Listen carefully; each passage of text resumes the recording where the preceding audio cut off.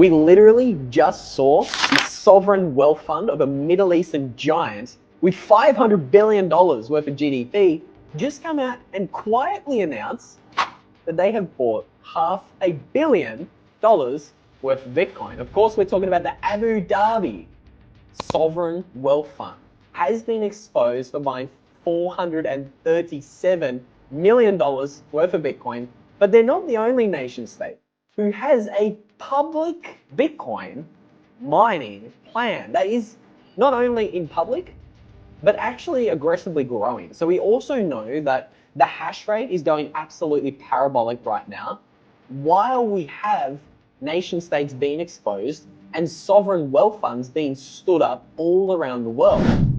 So today I want to really kind of talk about what exactly is going on. Are we watching the Middle East and their sovereign wealth fund aggressively accumulate Bitcoin in response to Donald Trump's recent announcement saying, hey, it's about time America has a sovereign wealth fund? Because America does have, what, a $29 trillion GDP. And if they do enter the sovereign wealth fund space, is it a stretch to suggest that maybe America might want to compete with some of the other largest sovereign wealth funds in the world that are around $1 trillion in size? I mean, let's have a look. We got the Norway sovereign wealth fund, 1.1 trillion. China's got $1 trillion sovereign wealth fund. The Abu Dhabi Investment Authority, the one we're just talking about, they have $570 billion in their sovereign wealth fund. So a $500 million stake into Bitcoin is not chump change. It's a pretty big investment. What do you think we're looking at here, Rob, in the realm of the Middle East, potentially making a move into Bitcoin? And do you think this is a reaction to Donald Trump announcing his intentions to create a sovereign wealth fund in America? Yeah, so this word just came out this last weekend, but they had been purchasing starting at the end of last year, right? And so when it comes to $437 million for Abu Dhabi, actually, I would disagree. I do think that is chump change. I think that this was just them getting their feet wet. They are testing the market, seeing how much, how it moves according to their purchases, if they are affecting the market too much when they buy in, and what it does. And so, yeah, I think this is just the beginning, right? It makes all the sense in the world for these energy-rich countries. We know that Bitcoin is energy money. You turn energy into Bitcoin through hash power, and as we've seen on the chart that you just showed, hash power is going parabolic. And interesting chart that we put up on Bitcoin News X account today. Bitcoin hash rate has surged 772% since China banned Bitcoin mining in September 2021. So that little niche in the graph, you see it go down a little bit after 2020. That was the China ban, quote unquote. But since then, it's gone straight up, right? And as Max Kaiser always says, Bitcoin price follows hash rate. And so with this level of hash rate, we can expect Bitcoin to rip within the next year or so. The difficulty adjustments keep going up. That means that more and more miners, this isn't just the efficiency of the miners themselves going up over time as technology progresses and these same one box of a miner can produce more terahashes. No, this is a massive industrial push around the world to add hash rate to the Bitcoin network. And I think a race to also try to get as much hash rate within your jurisdiction as possible so that you have the ability to get into a block in a timely order if the world moves into a more contentious stance between nation states. Now there you make a really interesting point about contentious stance and nation states, because we're looking at the chart of what happened to the hash rate after China banned Bitcoin mining. Now, speaking of China and the Middle East, the parabolic hash rate we're seeing right now, I think could have something to do with this headline I pulled up in the background. For the first time in a long time, these Middle Eastern countries are accepting different forms of currency for payment. So Saudi Arabia is considering and accepting Chinese yuan for dollars. Is accepting Chinese yuan for oil. This is the first time that the Middle Eastern countries have been accepting and open to accepting currencies outside of the US dollar for what 50 years since the petrodollar system was created. And we do know that Saudi Arabia is not the only Middle Eastern country, let's just say, having a little bit of a peep at Bitcoin. We do know that the National Bank of Bahrain actually made history in late 2024 by becoming and creating the first ever Bitcoin linked product in the GCC. That is the Gulf Cooperation Council. So my question to you, Rob, is this going to be a broader trend? Can these Middle Eastern giants successfully use things like Bitcoin mining, and let's call it what it is, Bitcoin exposure through sovereign wealth funds, to escape this petrodollar system that they have been forced to use and abide by and participate in for the past 50 years? Yeah, I mean, you're seeing it. I think it was a great article to bring up. Saudi Arabia is taking yuan instead of just dollars, right? We had a 50-year agreement with them where they would only accept dollars for oil, and we would provide them with defense and arms and make sure that that royal family stayed in power. But now it seems as if they're looking around and seeing what other options are out there. And America isn't the only big kid on the block anymore. China needs a lot of oil. We need a lot of oil. And the Chinese are willing to pay for it, right? And so when you're in the Middle East, you're sitting on all the energy resources you could ever want or need, and you want to transition out of the fossil fuel industry and more into tech and tourism and whatnot. I think Bitcoin mining is a great industry to pivot into, right? Turn that energy into Bitcoin, create tech jobs, and transition into a 21st century economy. And so it's not only just the Middle East, but also right next to it is Ethiopia, right? Right across the Red Sea there. And what do we see there? We saw Ethiopia really gobble up a lot of the miners that were shut down in China in 2021. A lot of them moved to Ethiopia because there's a lot of trade connections between the two countries. They have great weather and climate, and also renewable resources. They have this huge Grand Renaissance Dam that is creating a lot more electricity than they can consume at the moment. So Ethiopia is exploding in Bitcoin mining. They want to go from 2% of the global hash rate right now up to 5% by the end of the year. They want to double the amount of hash rate that they produce within 1 year. And it's leading to economic growth because these Bitcoin miners are able to provide the infrastructure that is needed to capture the electricity from this dam and then spread it out into the country where the funding would not be there if it wasn't for these people coming in with a use for the electricity.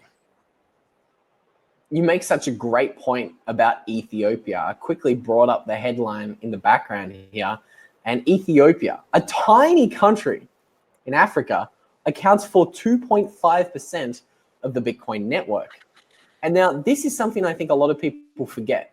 Bitcoin is going to benefit these smaller countries because Ethiopia's got a tiny population. I mean, let's be honest. Let me retract that a little bit.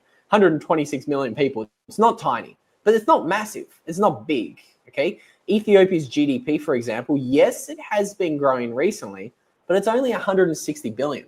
They don't have 2% of the world's people or 2% of the world's GDP, but they have already a 2.5% stake in the Bitcoin mining network. So this kind of goes back to the point we always talk about here on the channel. Bitcoin is empowering the little guy. Bitcoin is not for the large, bloated Western nation states. I mean, sure, these guys are going to buy Bitcoin. Don't get me wrong. Bitcoin is for everyone. Bitcoin is for enemies. It's for friends. But the Bitcoin monetization phase that I think we're in today, Rob, that is going to benefit the little guys who can be a lot more nimble and make these big, large strategic investments into the Bitcoin space. Yeah, I mean, perfect example is Bhutan, right? They got on the Bitcoin mining train early, again, like Ethiopia, using renewable energy, specifically the same as Ethiopia, hydropower. They're up by the Himalayas. The water melts in the mountains. It comes down and creates a lot of energy, and they're able to capture that and plug in some miners and turn it into Bitcoin. And so Bhutan was able to amass 13,000 Bitcoin from their mining operations, right? Silently, quietly, just since around 2018, 2019. I think they started a little bit, but now they're out in public with it, and it is huge business there. I think it's roughly a third or a quarter of their GDP they hold in Bitcoin that they've mined over the last 4 years.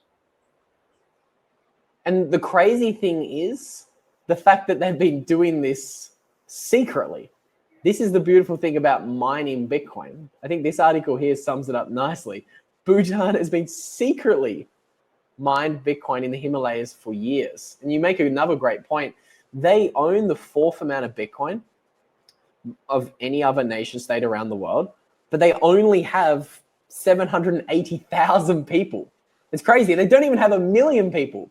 I don't know what the exact maths are. Maybe someone in the chat can do some quick maths and some quick Googling to see how much 780,000 people is of the 8 billion population. We'll give a prize to any of the 2,960 of you guys tuning in between YouTube and Twitter who can get that maths right first. But they certainly are not a big player in the realm of GDP, economic might, but all of a sudden, because they have about half of their GDP invested into Bitcoin, they're potentially going to benefit a lot from the monetization of Bitcoin, which is just going to be very interesting to see what's going to happen with the El Salvadors or the Kingdom of the Bhutans, all of these very small countries. What is going to happen to them, or what are they going to look like in 10 or 15 years?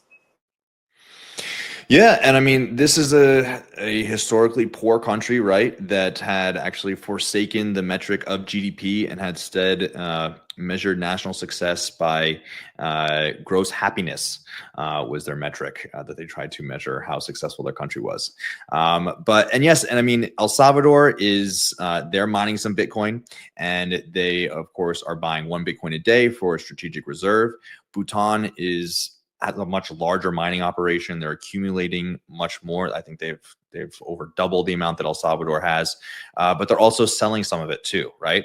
They've sent some to exchanges to, of course, turn into dollars and fiat to fund the country in different initiatives that they need. But it just goes to show you this is a source of income that they had no access to whatsoever before Bitcoin, and they're setting themselves up to be quite the wealthy little kingdom come the next following decades.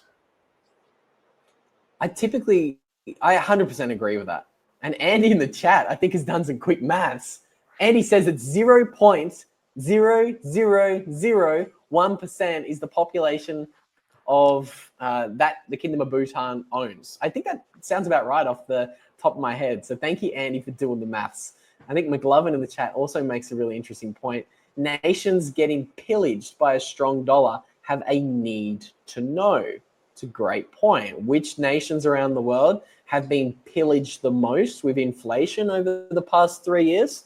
We're talking about countries like Argentina, 250% inflation in 2022. Pakistan, 100+% inflation. Turkey, 100+% inflation per year, okay, in 2022 and 2023. These countries also have massive Bitcoin adoption rates. These countries, as McLovin in the chat has said, they have a need to know. And it's really cool that these countries can get exposure to Bitcoin by secretly and quietly mining Bitcoin in the Himalayan mountains. Again, this is the beautiful thing about the Bitcoin network. You can do really cool things like mine Bitcoin quietly for a long amount of time, and nobody would even know. So again, if you are looking to not just learn more about Bitcoin mining, but if you are looking to learn more about Bitcoin overall and just connect with some other great Bitcoiners in person, we like to always let you guys know about the largest Bitcoin mining conference in the entire world that's happening in about 6 weeks' time in Florida. Of course, we're talking about Mining Disrupt. This is happening on March 25th through to March 27th. It is, yes, I didn't stutter, the biggest Bitcoin mining conference in the entire world. You're going to have speakers like Dennis Porter, Nico Moran. There's going to be a ton of other great speakers there. Some very popular politicians who may or may not be making announcements. Again, I'm not making any speculations, but what I am saying is that politicians typically make some pretty big calls and pretty big announcements at conferences. And if you are a politician, you'd probably want to do that at the largest Bitcoin mining conference in the entire world. So again, I want to remind you guys, this is happening in about 6 weeks. Get your tickets while they are still available. Again, a lot of people talk about the future. Let's not just talk about it. Let's actually be a part of it. And this is the beautiful thing about connecting with other Bitcoiners at these in-person events. So again, grab your tickets. If you don't have one yet, you can get 20% off your tickets if you use a promo code Bitcoin News. Again, that is one word, Bitcoin News. Grab your tickets at the link down below in the description of today's show. I am going to try my absolute best to maybe do a little bit of a border run and get myself to Florida here for this conference that's happening in 6 weeks. How about you, Rob? Do you have plans to make your way down to the largest Bitcoin mining conference in the world happening in Florida in about 6 weeks' time? Yeah, no, it's a great one. Was there last year. It's high energy. The people know what they're talking about. It's all the industry leaders from the mining pools to the actual mining rig creators. If you're just a solo miner who wants to get into the game, expand their rigs out a little bit, or you're an industry player, you have to be there. Big announcements, as you said, are made. Senator Ted Cruz was there last time. Senator Ted Cruz, who says that he's actually addicted to Bitcoin mining himself. He loves to check his phone every single morning to see if his number has gone up, the number of sats that he's found. But yeah, as a miner myself, it's fun. It's a great hobby to get into, and there's no better place to learn than a place like Mining Disrupt. So you're a miner yourself, which means you are potentially contributing to the crazy charts like this one of the Bitcoin hash rate going absolutely parabolic. This is the beautiful thing about Bitcoin. The beautiful thing about Bitcoin is individuals can get exposure to Bitcoin at their home, literally mining Bitcoin, heating up a hot tub. Nation states can mine Bitcoin. You can do it at any scale, whether you're a big guy or a little guy, it doesn't matter. This is the beautiful thing about Bitcoin. Bitcoin is for everyone, which is very different to our current financial system. But again, Rob, I think we have been chatting here for about 75 minutes. There's 3,000 of you guys tuning in. So thank you so much to everyone tuning in on this Monday afternoon. Do you have any final thoughts or final comments on a few of the biggest stories that we've discussed today in this long live stream that you think people should be paying attention to as we move into the next week? Yeah, I mean, I think there's so much going on right now. It's sort of hard to keep track of. We've had 30 states introduce Bitcoin legislation, whether it's Bitcoin strategic reserves or the right to mine or to run a node. We've got sovereign wealth funds getting in. We've got America creating its own sovereign wealth fund. We've got hash rate going through the roof. This is a really exciting time to be in Bitcoin, to understand Bitcoin, to help family and friends become a part of it.